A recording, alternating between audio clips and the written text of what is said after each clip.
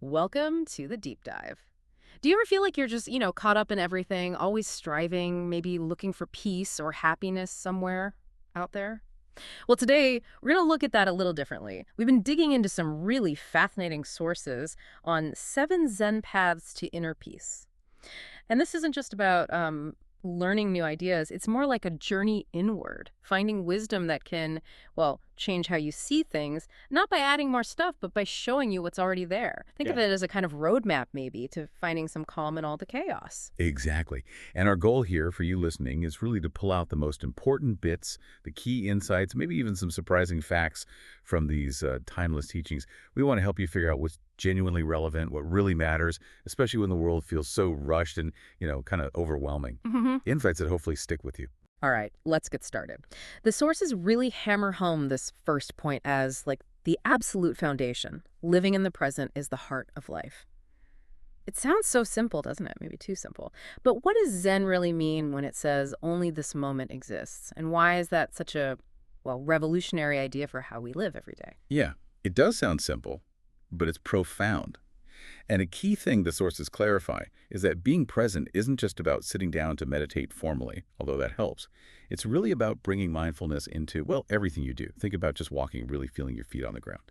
Or eating, actually tasting the food, noticing the smell. Simple things. And the really big insight, the one we often miss, is that anchoring yourself right here, right now, it kind of dismantles anxiety, doesn't it? Because anxiety lives in the future, and it dissolves regret, which is all about the past. Okay, so it's not just noticing things, it's actively changing your relationship with time almost. Exactly. It's like taking back control, not by changing what happens out there, but by reclaiming this moment, the only one you actually have. It's a really radical way to step out of suffering. You start realizing life isn't just happening to you, you're in it Yeah. fully. And when you start doing that, cultivating that presence, it often leads somewhere deeper, doesn't it? Which brings us to our second path, and this one can feel a bit upside down. Inner peace is the foundation of everything. It really challenges that idea that peace is something we have to, like, chase after or find externally. It does. It poses that question. What if peace isn't something you get? What if it's already Yeah. there inside you? The sources use this lovely analogy. Think of the clear blue sky. Stress, worries, all that stuff. They're like clouds that drift by and cover it up sometimes. But the blue sky itself, it's always there, unchanging. Okay. So when the clouds drift away, which they do, peace just appears naturally.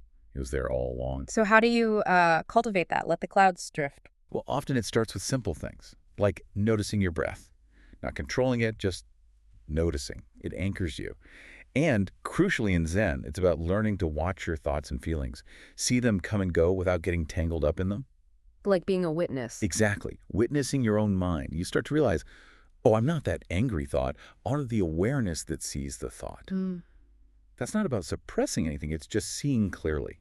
It's subtle, but really powerful. And that inner stillness, that peace, becomes the bedrock for how you make decisions, how you respond to things, how you live. That makes sense. That internal foundation then lets you look at the outside world differently, which flows nicely into path number 3. Simplicity is the gateway to true happiness. Now, this feels radical, especially today. We're constantly told we need more, right? Right. And the sources are really clear here. Zen simplicity isn't about, like, punishing yourself or doing without things you need. It's a conscious choice. It's about choosing only what's necessary, what genuinely makes you happy deep down. It's a way to step out of that trap, Materialism, the constant comparing and competing. Which often leaves you feeling empty anyway. Precisely. And practically, this can look like, well, decluttering your home, sure, but also choosing clothes for comfort, not just show, eating simple food, but really appreciating it. And the amazing benefit, you suddenly find you have more time, more energy, because you're not spending it all on things that don't actually nourish you. Yeah. It frees you up for what truly matters. That's a powerful idea, trading the clutter, physical or mental, for time and clarity. I think a lot of us feel that weight of just too much stuff, too many commitments. So if you're feeling that, where do you even start? Is it the closet, your schedule, your inbox? That's a great question. And honestly, it could be any of those. Often just starting small, maybe with one drawer or one recurring meeting you can simplify that builds momentum. But the deeper thing is to look beyond just physical objects. What about simplifying commitments?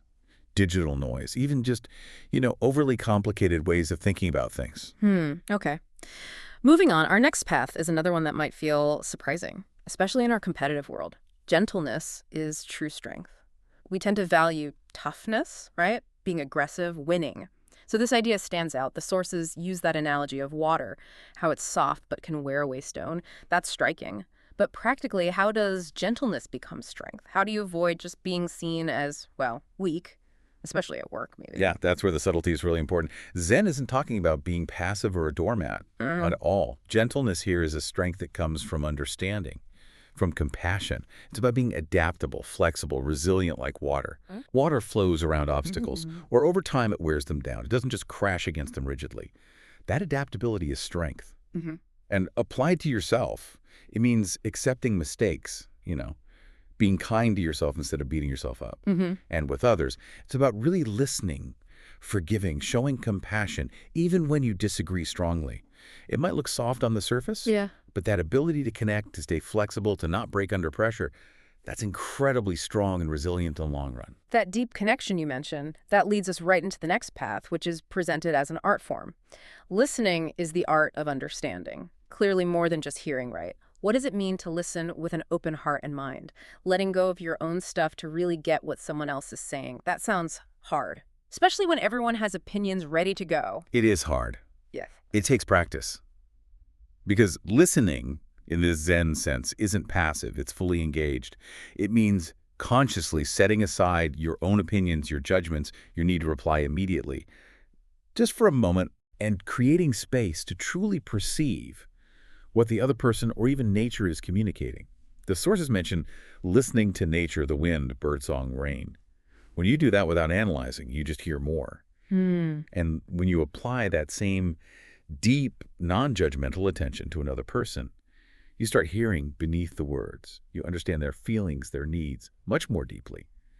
It builds incredibly strong connections, whether it's with people or the world around you, because you're actually engaging with what's real, not just your ideas about it. Okay, now for one that trips a lot of people up, I think, it's often misunderstood. Letting go is the gateway to peace. People hear letting go and think it means giving up, right? Or just not caring anymore. What's the Zen view? Yeah, that's a really common misconception. And it's crucial to get this right. Letting go in Zen isn't apathy. It's not abandoning effort.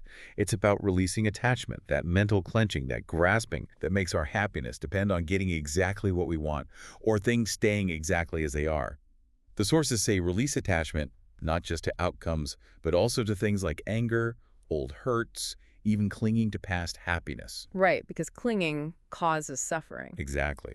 The suffering often comes not from the situation itself, but from our resistance to it, our mental fight against reality, or our desperate clinging to how we wish things were. So it doesn't mean you don't set goals or work hard. Yeah. You do your best, you act fully, but then you release the outcome. You accept whatever happens.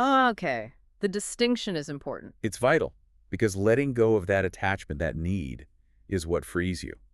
It liberates you from the suffering caused by the clinging itself. It's an active release, making space for whatever comes next. And that brings us beautifully to the final path, number 7, which feels like it ties everything together.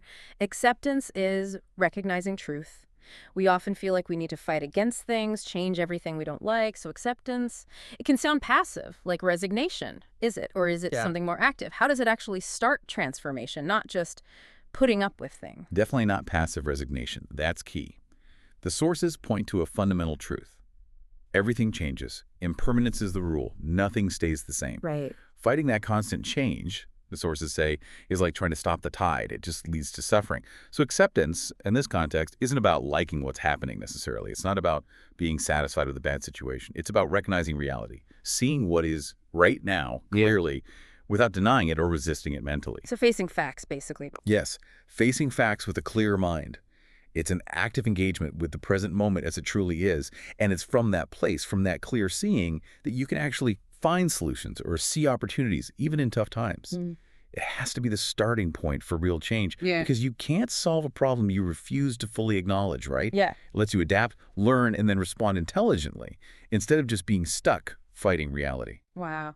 Okay, so looking at all 7, What does this really mean for us day to day? This whole deep dive, it really highlights that finding peace isn't about getting somewhere else, is it? It's about how we live right here, Mhm. living in the present, finding that inner peace inside, like living simply, being gentle, listening deeply, letting go, accepting what is. They all weave together, don't they? They absolutely do. They reinforce each other. And importantly, it's not about forcing it. It's not about struggle. As one source beautifully described it, this transformation happens through gentleness and patience.